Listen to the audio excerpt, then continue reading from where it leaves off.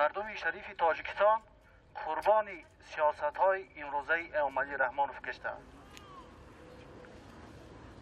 حکومت رحمانوف هیچگاه در اساس قانون، در اساس چارچوبه قانون فعالیت نکرده است.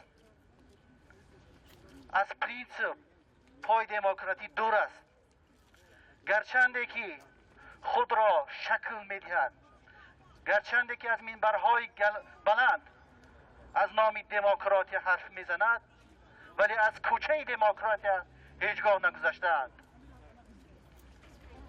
امروز در تاجیکستان مردم برای آزاد اندیشی، برای موقع سیاسیشان پشت زندان می شود. گرچنده حکومت تاجیکستان از منبرهای بلند از سازمان ملل متحد، از دیگر میدانهای سیاسی فریاد میزند که ما زندانهای سیاسی نداریم. ما بیشتر از 500 نفر زندانی سیاسی داریم.